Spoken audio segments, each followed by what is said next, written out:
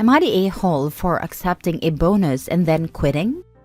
I worked for a company as an engineer. I originally told the owner that I expected $35 an hour, which was the average for my position at the time. I agreed to $24 per hour with the understanding that I would work my way up as I proved myself. Yes, that was naive. After 2 years, they increased my pay to $26 an hour. I brought up my expected pay from way back when, but I was told to keep working for it. Another company sent me a job offer for about $54 per hour and better benefits. I had planned to accept the offer and had a final interview set up where I was to give my answer. The day I was supposed to give my answer, the owner brought me into a meeting with a lot of higher-ups. He and the other managers congratulated me on my hard work, said I finally qualified for the bonus program, and then gave me a $5,000 bonus check. The kudos and the bonus were nice, but I had been saying I expected a certain pay rate for 2 years. I had gone above and beyond my duties. The average salary for my position had increased in that time, and I had been very open with my boss about that. I took the bonus, accepted my new job offer, and told my manager the next day.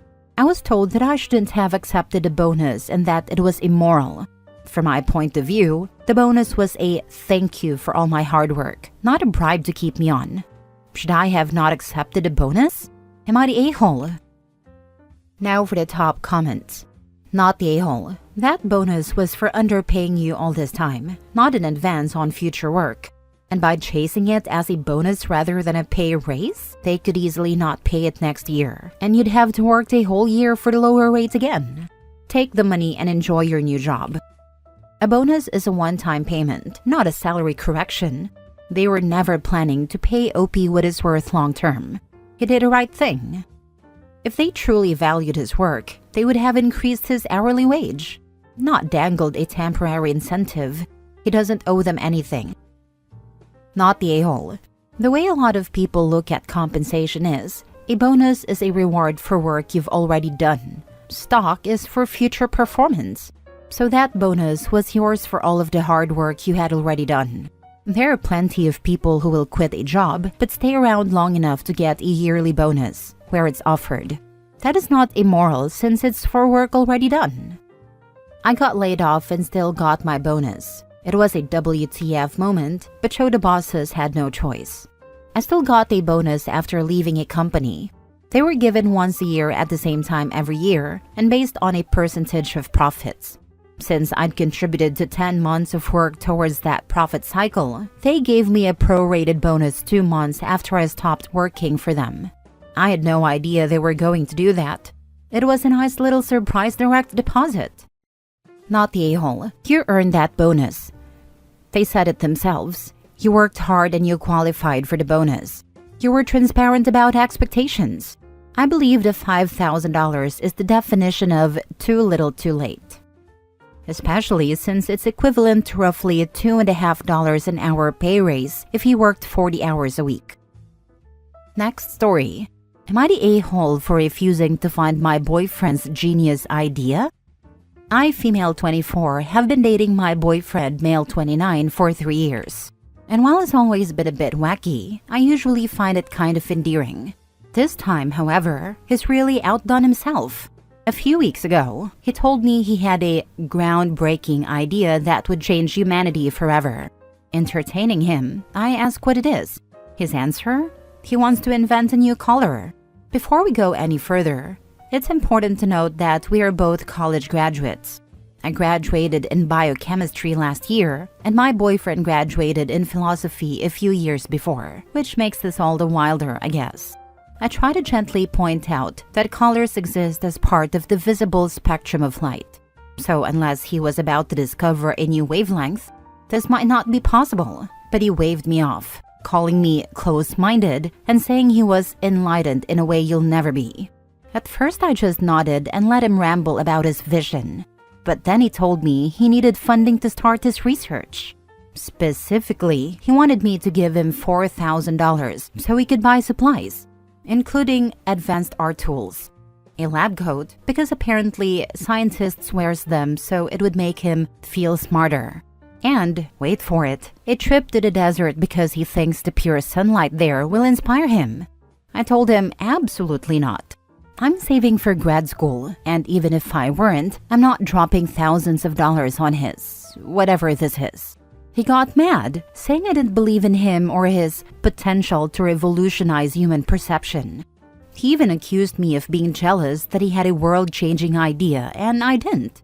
I got really heated, and he ended up saying a lot of things about using my card since he knew the details anyway. For reference, he's been unemployed for a while now, while I have a regular job. I ended up saying some things I do regret, but a lot of it was in retaliation.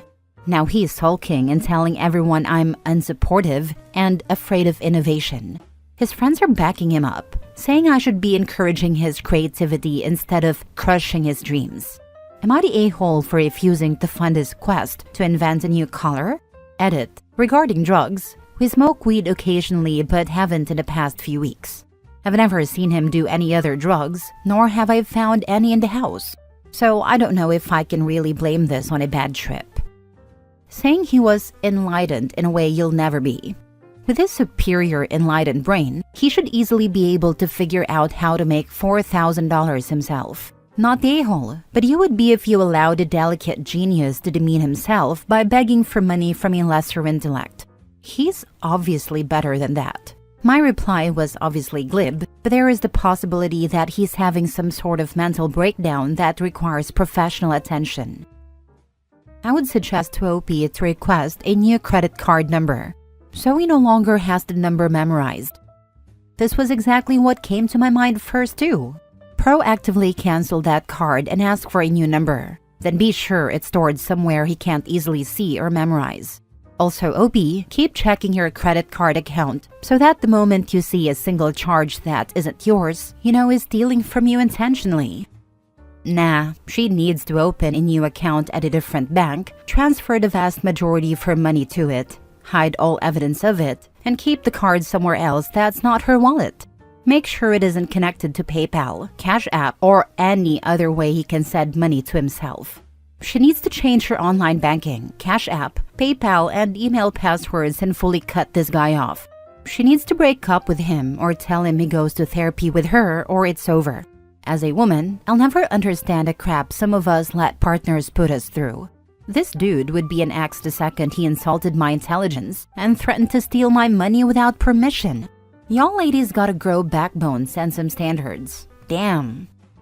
Not the a-hole, but I'm concerned about him. This sounds less wacky than like a possible symptom of mental or neurological illness. I'm not a doctor or a psychologist, but if someone close to me said this and seemed serious about it, I'd be seriously concerned about their health. Yeah, and he's in a prime age range for psychological issues to pop up. He sounds kind of manic. Weed can cause psychosis in people who are already prone to psychosis. It can definitely bring a disorder out earlier than it would have. Mini update. Thank you all for the advice. I've moved the majority of my money into my second bank account for now, which I'm pretty sure he doesn't have access to. In terms of his mental health, I'm not in the habit of sharing his personal history online. But after seeing all your comments, I do agree that this might be a mental health issue. I'm going to attempt to approach him with the idea of a consultation tomorrow. If anyone has any advice on how to bring it up without it coming across as insulting, I'd appreciate it. I know he was down after losing his job, but your comments have made me more worried about more serious illnesses that he may have. Next story. Am I the a-hole for not telling my uncles we won't inherit anything? Before my 18-male grandma passed away, she and I had an arrangement. She gave me money to buy horror novels, and I read them to her twice a week. We spent a fair amount of time together. During one of our last sessions, she confided in me that she wanted to leave all her money to charities, but decided to leave a college fund for my cousin 16 female since Uncle Henry lost a massive part of his savings through gambling. The guy thought he could recover all he lost by making a big bet on Mike Tyson, but then Jake Paul won, so he ended up losing even more. Grandma asked me not to tell anyone about this, and I didn't. I kept my mouth shut. When my dad and uncles found out, they reacted in different ways. Dad wasn't really that surprised, since Grandma was rather charitable, especially in her later years. Uncle Henry was grateful for the fund, but Uncle John was quite upset, saying that she was their mom and should have left them something. All three of them got suspicious and asked me if Grandma told me about this during one of the afternoons I spent at her place. I admitted that I knew about it, and Uncle John said I should have told them first instead of letting them find out this way, that it wouldn't hurt so much if he had time to prepare instead of being caught off guard. Now for the comments. Not the a-hole. You had private bonding with your grandma, and she told you about a decision that she made. You did not have to spill it to anyone else. In fact, it would have been chaos if you had. Uncle John didn't want time to process and not be surprised. He wanted time to go to his mother and pressure her in her dying days to give him money.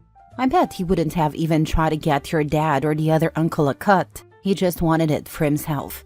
He would have caused a huge family rift as your grandma was dying and taken away her peace. So, by not starting that off, you are definitely not the a-hole. Exactly. Uncle John wasn't looking for time to process. He wanted time to manipulate her. He respected your grandma's wishes and protected her peace in her final days. That's the right thing to do. And props to you and your dad for being the stable branch of the family. Leaving a college fund for one grandchild because her son had gambled his money away and telling another you don't seem to have at any point asked for or expected her money, and she was confident enough in your relationship to tell you without worrying. Not many 18-year-old guys are that good with grandma. And your dad wasn't surprised it went to charity and doesn't seem to have complained. I hope you all have many happy memories of grandma and that those horror novels sit nicely on a bookcase somewhere. Not the a-hole. Uncle John said I should have told them first instead of letting them find out this way, that it wouldn't hurt so much if he had time to prepare. Translation: I could have bullied her into changing her mind if you'd told me about it while she was alive. She knew what she was doing when she asked you not to say anything. Exactly this. The only preparing that should have ever crossed his mind is preparing to grieve his mother, not preparing how he was planning to spend her money when she died. Uncle John is letting his entitlement show, and gold isn't good on anyone. Not the a-hole. Your grandmother confided something in you, and you respected her wishes to keep it secret. Don't let Uncle John or anyone else make you feel bad. It's them who should feel bad for acting entitled to someone else's money. Next story. Am I the a-hole for refusing to pay my friend $60 that I owe him? I, 30 male, and my close friend Jake, 29 male, have been close for years. Over the years, I've lent Jake money so many times. I'm talking $50 here for gas, $100 there during a trip, even once $300 when I needed to buy an emergency PS5. I never really kept track because I trusted him. He paid me back some of it over time, but he still owes me a decent chunk, which I've never bugged him about. He would occasionally gift me skins in the games we play in an attempt to balance the books. A few weeks ago, Jake covered my $60 when I left my wallet at home during a group dinner. I told him I'd get him back, but life got busy and I totally forgot. A few days ago, he texted me, "Can you send me that $60 from dinner?" I apologized for forgetting and said I'd sent it that night, to which he replied, "I shouldn't have to chase you for this, man." That rubbed me the wrong way. I didn't say anything at the moment, but it really started to bug me. I thought about all the times I lent him money and how I never pressured him to pay me back. I never once sent him a passive-aggressive text or made him feel bad about it. So I didn't send him the money right away, and instead told him, "Look, I get that I owe you $60, and I'll pay you back, but let's not pretend this is some one-sided thing. You still owe me hundreds, and I've never hounded you about it." Jake didn't take that well. He said it's not the same thing, because I never asked for my money back. So it's on me if I didn't care enough to get it. Now he's mad at me, thinking I didn't pay him back intentionally, saying I'm deflecting to avoid paying him back, and that I'm being a bad friend. I feel like I'm in a weird spot here. Yeah, I owe him $60, and of course I'll pay it back. But on the other hand, his reaction feels so hypocritical, given everything I've done for him financially over the years. Am I the a-hole? Edit. I paid him back like I always intended to do. Jake is a hypocrite and also an unblushing user. Time to make him grow up, OP. Send a new text. Hey, Jake. This whole thing is leaving a bad taste in my mouth. We both know that you owe me way more than $60. I haven't been hounding you for it, but that doesn't change the fact that you borrowed the money and said you'd pay it back. And you still owe me. It's been bugging me for quite a while. My best calculation of the total you owe me is $450. I talked to a couple of folks, and I'm going to take their advice here. I'm setting off my $60 debt against your $450. So now you owe me $390. And just so things don't get any weirder than they are right now, please understand that I can't lend you any more money until that $390 is paid off. Not the a-hole for putting an end to the bleed, OP. This, never lend him money again. Not the a-hole. So true, they clearly view each other differently. It's like in the movie Bronx Tale. Instead of hounding the guy for the money, just write it off and you never have to lend him money again. I for sure wouldn't. Not the a-hole. I would be furious at his dig. Even before the dig, I was on your side, but that pushed it way over the edge. Are you sure this is a friendship worth maintaining? We have been friends for over 10 years, moved to a different country for our higher education together, and are really close to each other's families. So I would like to think yes. Fair enough, but bear in mind this is not someone you should ever lend money to again.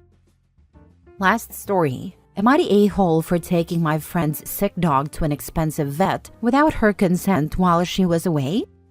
I, 20 male, agreed to dog sit for my friend Alma, 22 female, while she was away for a week visiting her parents. On day 3, her dog, Cherry, started vomiting and refused to eat. I called her, but she didn't pick up. She was at a festival. I panicked and took Cherry to the emergency vet, where they diagnosed her with a blockage and performed a $1,400 surgery. Cherry's fine now. When Alma got back, I gave her the bill, explaining it was an emergency and that it was my only option. She completely blew up, saying she'd never have approved such an expensive procedure and would have waited to see if Cherry improved. She says she's broke and can't pay me back. Our mutual friends are split. Some say I saved Cherry's life and didn't have any better options, while others say I overstepped by not waiting longer because it's not like a dog could die that quick. Alma's now ignoring me and telling everyone we know that I forced her into debt. Am I the a-hole? Not the a-hole. A blockage can kill any dog quickly. You literally saved her life by taking her. Well done for noticing she was really unwell. It can be tricky to spot. Edited to add. The vet wouldn't just go ahead with a surgery without exploring the option of making the dog sick first to see if whatever is causing the block could come out. This obviously wasn't a viable option. Some vets will get it wrong, of course. We are human. I'm right in this instance, and so was the treating vet. Second opinion wasn't an option for OP. It was crazy. I just grabbed her and went to the vet. Don't know much about dogs, but I knew something was definitely wrong. All vets are expensive, and in an emergency situation, they're very expensive. You did the right thing. Not the a-hole. She'd be crying about how you murdered her dog if you'd taken the only other humane route. You absolutely did the right thing. $1,400 isn't even particularly expensive for that kind of surgery. Yeah, I just couldn't sit back and do nothing. I'd hope someone would do the same for me.